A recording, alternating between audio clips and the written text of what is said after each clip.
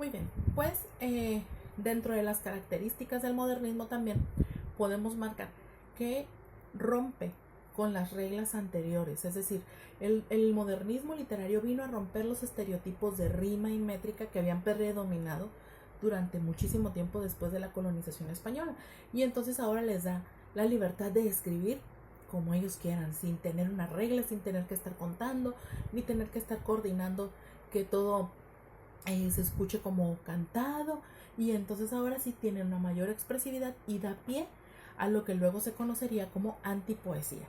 Otra característica del modernismo es que se opone a la centralización del pensamiento, es decir, se opone al regionalismo y considera a un poeta un ciudadano del mundo. Por lo tanto, todos los temas los puede manejar, cualquier cultura, no hay atadura ni nada que lo detenga, ni siquiera una costumbre en particular. Entonces, esa característica le hizo ganarse pues el odio de muchos conservadores de la época. Porque pues imagínate, estaban tratando de ir en contra de la corriente. Ellos querían una clase estudiada, elevada, y ellos estaban diciendo no, que se respete como somos. También otra característica del modernismo es que aboga por la independencia poética del individuo. Cada poeta tiene su propio estilo, y entonces cuando se trata del lenguaje propio del alma humana, ellos trataban de que cada persona plasmara en sus textos su sonido, su letra, su contenido, su emoción. Y por eso es que este movimiento fue tan popular, porque es la pasión con la que abordan sus temas, si se es pesimista, muy pesimista, o si se es muy alegre, como por ejemplo Rubén Darío era muy pesimista en sus escritos, pero Martí era muy alegre, y así sucesivamente. Entonces, pues esa era la libertad que tenían. Otra característica es que rechazaban la realidad.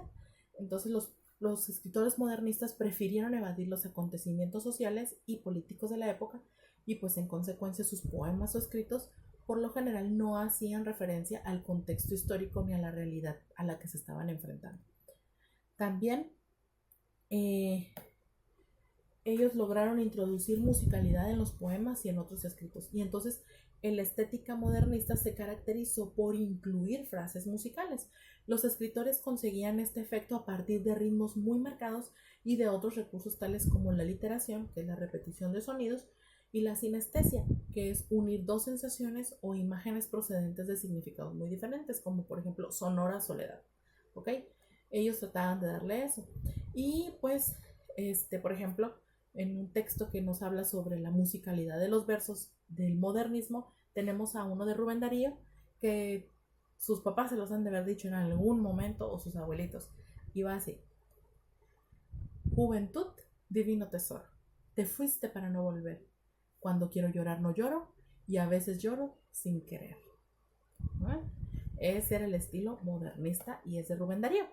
Y también pues ya les había comentado que ellos emplean lugares e imágenes exóticas, y en los textos modernistas están inspirados principalmente en lugares exóticos, en culturas milenarias, y pues era muy común encontrar las descripciones de regiones del oriente, como la India, por ejemplo, selvas llenas de naturaleza exuberante, lugares mitológicos, etcétera. Todo con tal de quitar a la gente de eso que estaban viviendo, ¿no? Y pues otra característica del modernismo es que compite también con el romanticismo. Y entonces pues los románticos trataban, ojo, que cambiemos de corriente literaria no significa que los pensadores o escritores de la época o los que seguían preservando esos estilos ya no los tuvieran, no, esas corrientes seguían, lo único que pasaba es que se iba añadiendo y añadiendo y añadiendo conforme iban pasando los siglos.